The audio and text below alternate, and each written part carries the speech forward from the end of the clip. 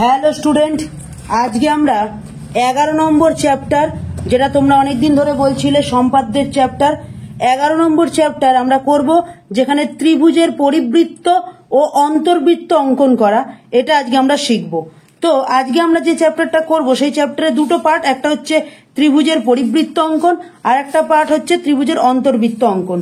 তো সবার প্রথম পরিবৃত্ত করাবো, ঠিক আছে? চলো তাহলে সবার প্রথম পরিবৃত্ত করাই। তো ভালো করে বুঝবে ব্যাপারটা। তো যাই হোক, তাহলে আমরা আজকে শুরু করছি কোষে দেখি 11। তো সবার প্রথম আমি তোমাদের একটুখানি বলে দিই, পরিবৃত্তের কনসেপ্টটা ভালো করে বুঝতে হবে, তাহলে যেরকমই প্রশ্ন আসুক না কেন তোমরা খুব ভালো করে পারবে, ঠিক আছে? তো পরিবৃত্ত করার জন্য আমি সবার প্রথম 1 নম্বর প্রশ্নটাকেই তুলছি, ঠিক আছে? 1 নম্বর প্রশ্নটা কি বলেছে আগে সেটা পড়বো। বলেছে একটি সমবাহু ত্রিভুজ যার প্রতিটি বাহুর দৈর্ঘ্য 6 সেমি, ঠিক আছে? দিয়ে এবার এখানে তোমাদের বারবার করে পরিবৃত্ত অঙ্কন করতে হবে, এইটা না উল্লেখ করে একদম সবার প্রথমেই দিয়ে দিয়েছে, দেখো পরিবৃত্ত এখানে দিয়ে দিয়েছে, দেখো এই যে কেবলমাত্র অঙ্কন চিত্র করো আর পরিবৃত্তের কেন্দ্র অঙ্কন করো, মানে এক কথায় তোমাকে ওপরে হেডিং এ দিয়ে দিয়েছে যে সবগুলোরই তোমাকে পরিবৃত্ত অঙ্কন করতে হবে, ঠিক আছে? পরিবৃত্ত অঙ্কন করতে হবে। তো চলো আপাতত শুরু করা যাক পরিবৃত্ত অঙ্কন করা। সবার প্রথম আমাকে দেখতে হবে কত সেমি বলেছে, 6 সেমি বলেছে, আর কি বলেছে, সমবাহু ত্রিভুজ বলেছে। তো চলো তাই করি, একটা স্কেল নেবো।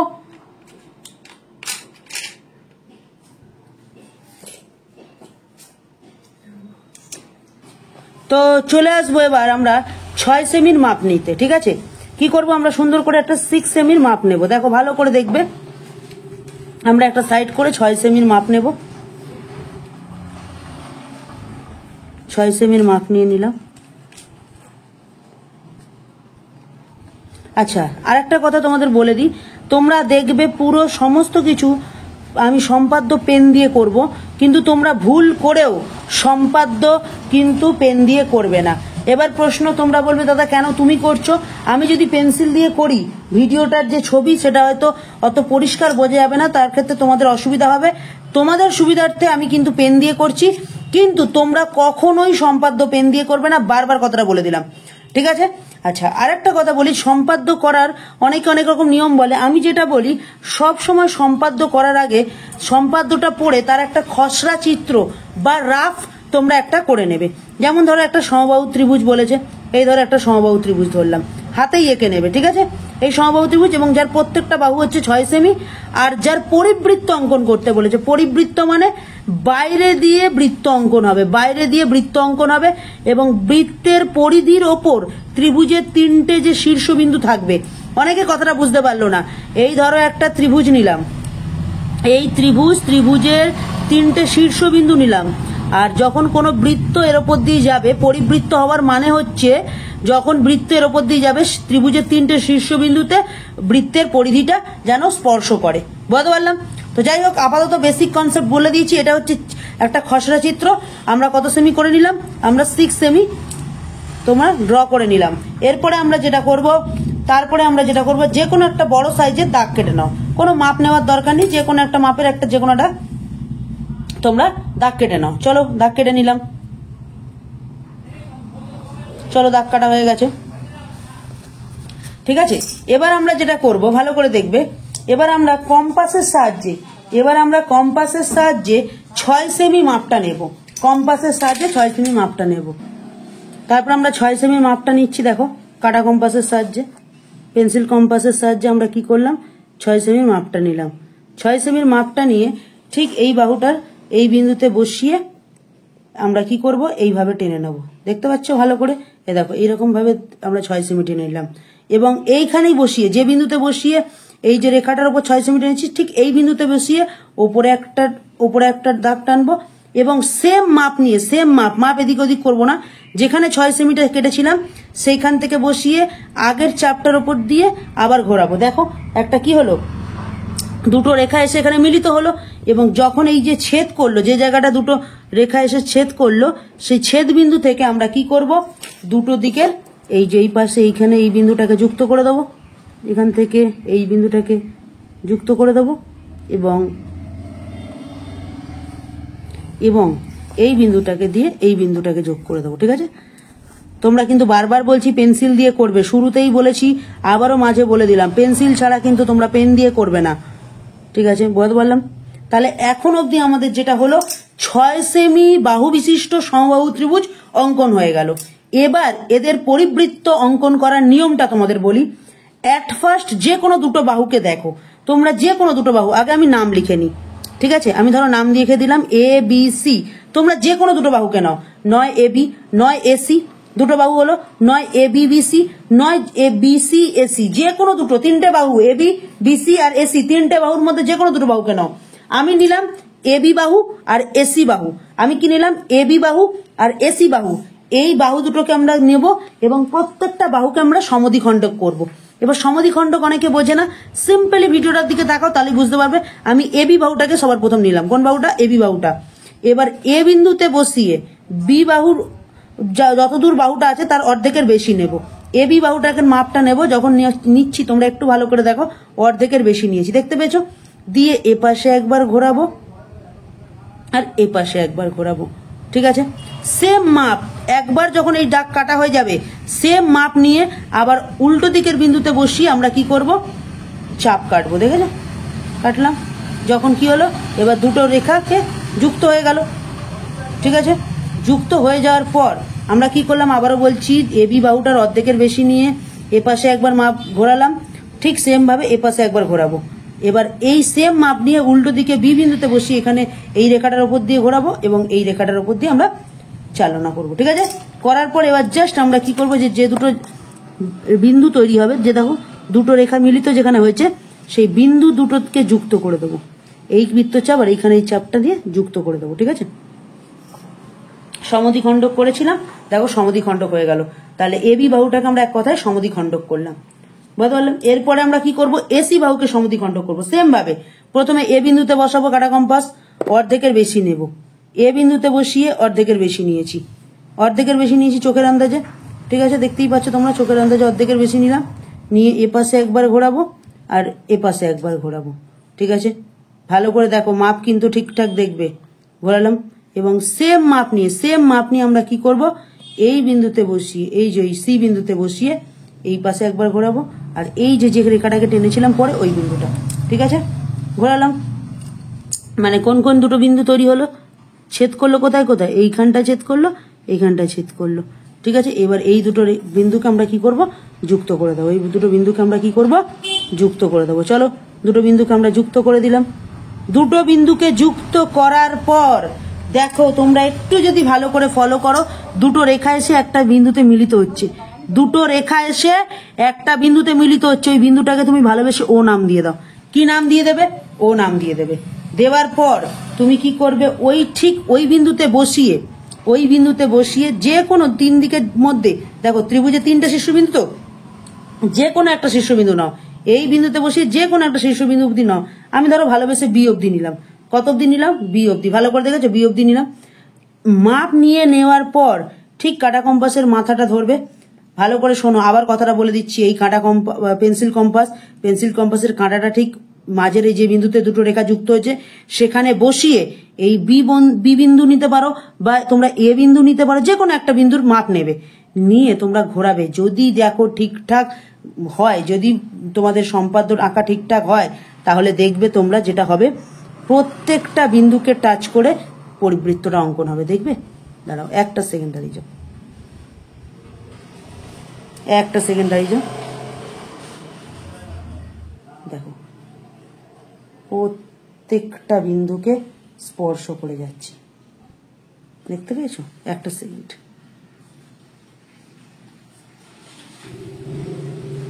ঠিক আছে, প্রত্যেকটা বিন্দুকে স্পর্শ করে গেছে, ঠিক আছে।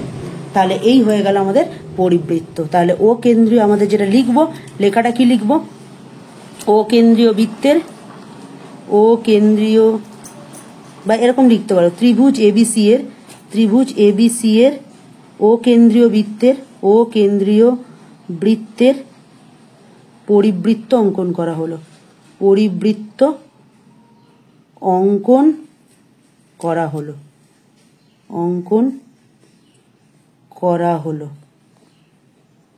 করা হলো। ঠিক আছে, তাহলে এই টিউশনি কথা লিখে দেবে, তোমাদের আর কিছু লাগবে না। কি লিখবে? ত্রিভুজ এবিসি এর ও কেন্দ্রীয় বৃত্তের পরিবৃত্ত অঙ্কন করা হলো। ঠিক আছে, আবারও বলছি, পরিবৃত্তটা যখন অঙ্কন করবে 3টে শীর্ষবিন্দুতে যেন টাচ করে।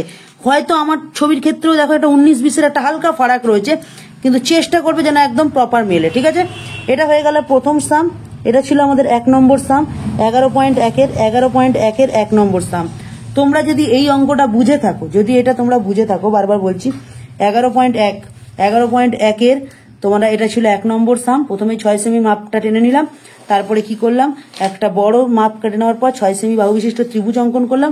যে কোনো দুটো বাহুকে সমদ্বিখণ্ডক করে যেখানে মিলিত হলো সেই বিন্দু থেকে ত্রিভুজের যে কোনো একটা শীর্ষবিন্দুর মাপ নিয়ে গোল করে যখন ঘোরালাম, 3টে শীর্ষবিন্দুকে টাচ করে গেল। এটাই হলো পরিবৃত্ত। আর লেখাটা কি লিখবো? ত্রিভুজ এবিসি এর ও কেন্দ্রীয় বৃত্তের পরিবৃত্ত অঙ্কন করা হলো। যদি তোমরা এই অঙ্কটা বুঝতে পারো, একের অঙ্কটা যদি ভালো করে বুঝতে পারো, তাহলে তোমরা একটা কাজ করো, তোমরা দেখবে 2, 3, 4, তোমরা ত্রিভুজ আঁকা অবশ্যই শিখেছো, 2, 3, 4 তোমরা নিজেরাই করতে পারবে। তো সুতরাং এটা করে নেওয়ার পর 2, 3, 4 তোমাদের জন্য থাকবে HW। 2, 3, 4 তোমাদের জন্য থাকবে কি? HW। 2, 3, 4 তোমাদের জন্য HW থাকবে। ঠিক আছে, তাহলে এই হয়ে গেল ফার্স্ট অঙ্ক। এরপরই আমরা চলে আসব, এটা ছিল 1-এর দাগের 1-এর অঙ্ক, এটা ছিল 1-এর দাগের 1-এর অঙ্ক। এরপরই আমরা যেটা চলে আসব, আমরা চলে আসব 1-এর দাগের 5-এর অঙ্ক। 1-এর দাগের 1-এরটা বুঝে যদি যাও, বারবার বলছি ভালো করে যদি বোঝো, তাহলে দেখবে অটোমেটিক তোমরা 2-এরটা, 3-এরটা, 4-এরটা পারবে। বুঝতে পারলাম? চলো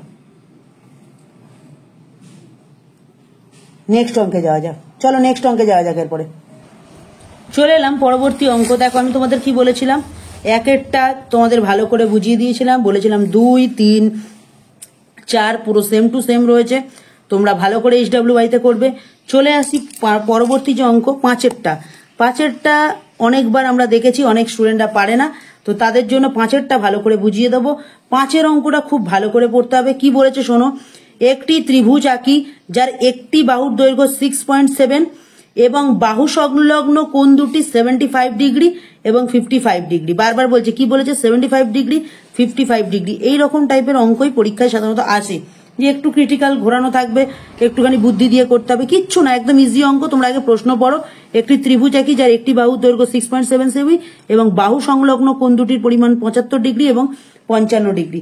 সবার প্রথম আমাকে এই 3টে যে ইনফরমেশন দিচ্ছে, 6.7, 75 ডিগ্রি আর 55 ডিগ্রি, এই 3টে ইনফরমেশন আগে কপিতে সুন্দর করে রেডি করতে হবে। চলো তাই রেডি করি।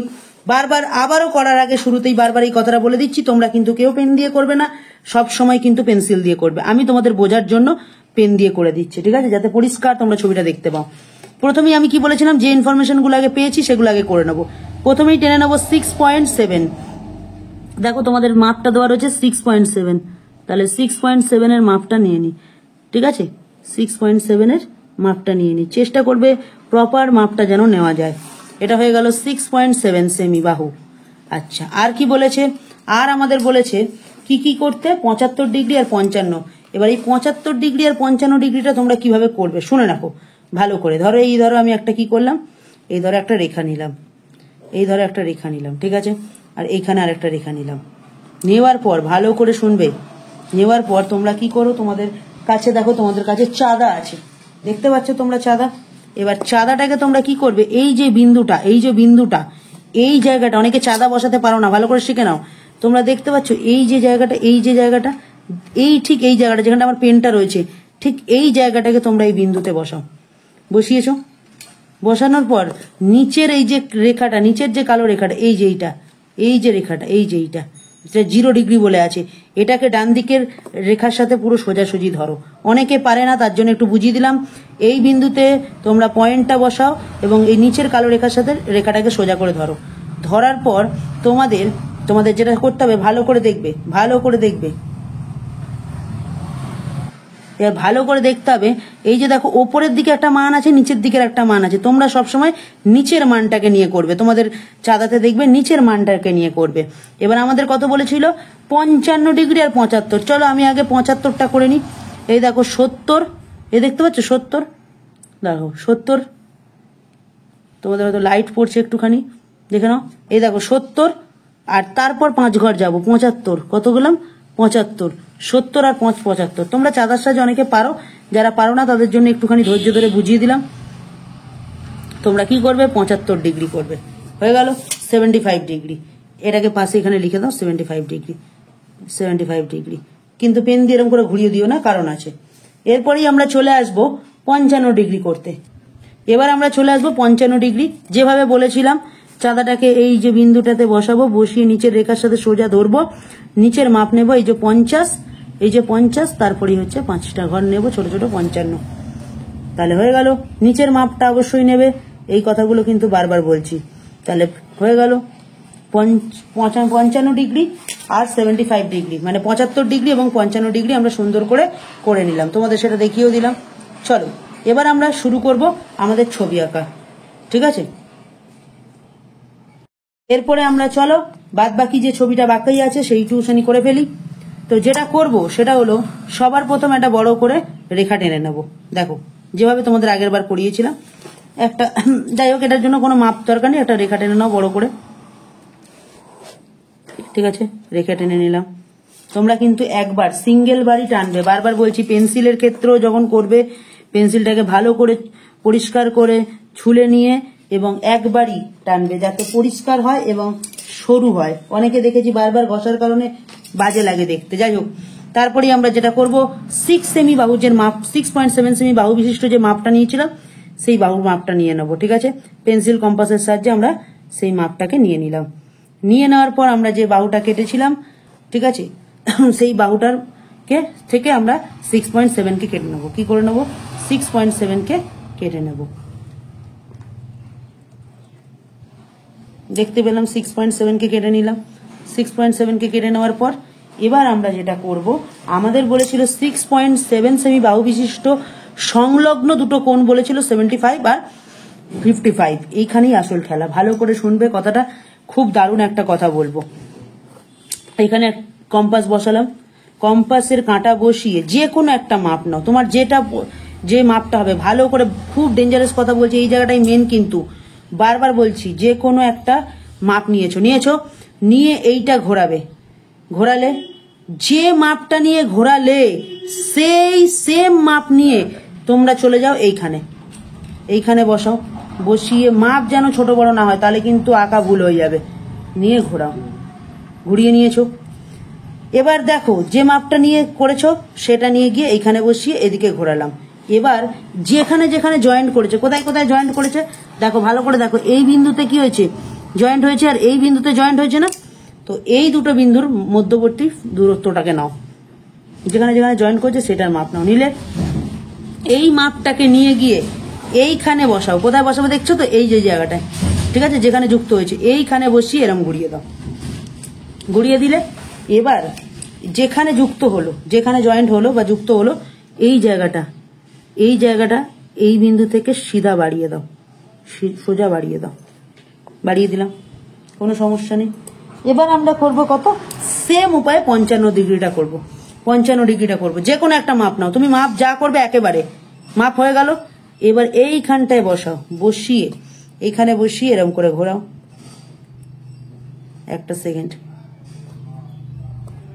ঠিক আছে? এই যে ঘোরালাম, যে মাপটা নিলাম সেই মাপটা সেম মাপ নিয়ে আমরা কি করব, এই যে এই পাশের এই জায়গাটায় বসাবো, এই পাশে বসিয়ে এদিক থেকে ঘোরাবো। অনেকে ভুল করে না এই দিকে ডান দিকে ঘোরায়, একদম না, এটা একটু ভেতর দিকে, একটা হবে এদিক করে, একটা হবে এদিক করে। অনেকে এদিকে ঘোরায়, মাথায় রাখতে হবে একটা ত্রিভুজ তৈরি হবে, সেরকম ভাবনা চিন্তা রেখে ঘোরাবে।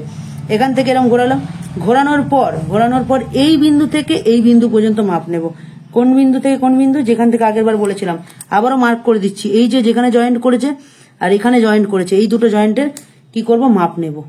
মাপ নিলাম, মাপ নিয়ে এই বিন্দুতে বসাবো, বসিয়ে কি করলাম দেখো, আরেকবার দেখিয়ে দিচ্ছি। এই দেখো, এখান থেকে এই জয়েন্টের মাপ নিয়েছি, মাপ নিয়ে ঠিক এইখানটায় বসাবো, এখানে যে জয়েন্টটা করেছে এখানটায় বসিয়ে এদিকে ঘুরিয়ে দেবো।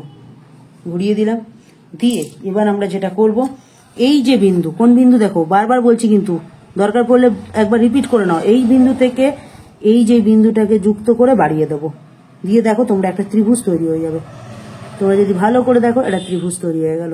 তোমরা এবার অনেকে বলবে দাদা যুক্ত হয়ে গেল, যদি না যুক্ত হতো আর একটু বাড়িয়ে দিতে, আর এদিক থেকেও এটাকে বাড়িয়ে দাও, দেখো ত্রিভুজ তৈরি হয়ে গেছে।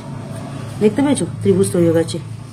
দাদা একটু যদি বেড়ে থাকে কোনো সমস্যা না, কোনো সমস্যা নেই, যদি দাগ বেড়ে থাকে কোনো সমস্যা নেই, হয়ে গেল।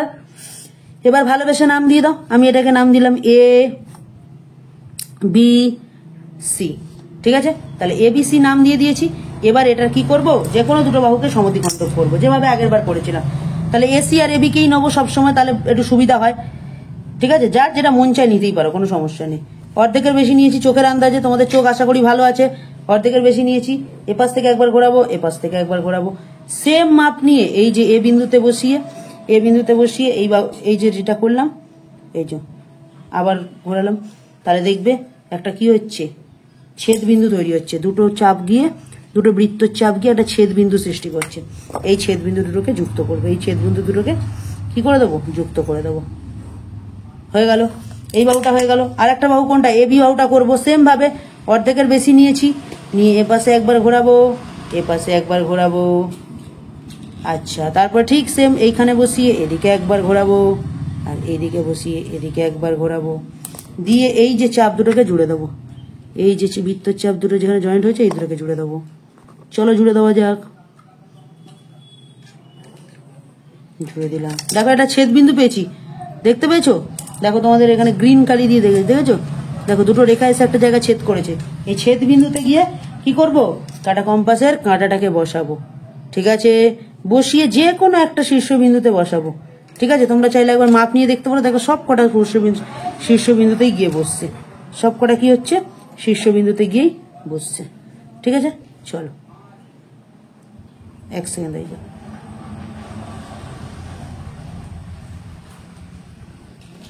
হয়েছে। কি করলাম, প্রত্যেক এই যে মাঝে কেন্দ্রতে বসিয়ে যে কোনো একটা শীর্ষবিন্দুর মাপ নিয়ে যখন ঘোরাবো, দেখবে তিনটেই টাচ করে যাবে, তিনটে বিন্দুকেই তোমাদের টাচ করে যাবে, দেখতে পেয়েছো? বুঝতে পারলাম, তিনটে বিন্দুকেই টাচ করে গেল, তাহলে বুঝতে পারলাম এই হয়ে গেল পরিবৃত্ত। এটা ছিল 11.1-1.5-টা। বারবার বলছি, এই যে ছবিটা আমরা করছি এটা তোমরা পেন্সিল দিয়ে ধৈর্য ধরে করবে। এটা একটা ভিডিও করার জন্য তোমাদের শেখানোর জন্য করছি। হয়তো স্কেল পেন্সিল দিয়ে যদি সুন্দর করে ধৈর্য ধরে করা যায়, তাহলে তোমরা দেখবে একটা সামান্য পার্সেন্টেজ, হয়তো 0.12% হয়তো কোথাও গিয়ে টাচ হচ্ছে না, সেটাও 100% হয়ে যাবে। বুঝতে পারলাম? তাহলে আজকে মোটামুটি আমাদের কি করলাম, 11.1-এর গুলো আমরা সব কমপ্লিট করে দিলাম, ঠিক আছে? 1-এরটা করে দিলাম, 5-এরটা করে দিলাম, তোমরা 2, 3, 4 নিজেরা করবে। বুঝতে পেরেছি? এবার তোমরা একটা কাজ করবে, পরের দিন, পরের ক্লাসে, আজকের ক্লাস এখানেই শেষ করব, পরের দিন তোমাদের আমি কি করাবো, আর যে বাকি পার্টটা রয়েছে সেটা আমরা কমপ্লিট করে দেবো, ঠিক আছে? দুটো পার্টে আমরা পরিবৃত্ত শেষ করে দেবো। অন্তর্বৃত্ত 2026-এ যারা মাধ্যমিক দিচ্ছ তাদের আসবে না, 99.99% গ্যারান্টি। কিন্তু একটাই কথা বলবো, শিখে রাখতেই হবে, কারণ ইন দ্য ফিউচার তোমরা ভবিষ্যতে অন্তর্বৃত্তটা যদি করতে হয় তখন তোমরা পারবে না, ওই জন্য তোমাকে শিখতে হবে, কিন্তু আসবে না। যাই হোক, আজকের ভিডিও এখানেই শেষ করছি। নেক্সট পার্টে আমরা নিয়ে আসবো পরবর্তী পার্ট, এবং সেখানে সমাপ্ত হয়ে যাবে পরিবৃত্ত। তারপরের পার্টে আমরা নিয়ে আসবো কি, অন্তর্বৃত্ত, ঠিক আছে? চলো টাটা।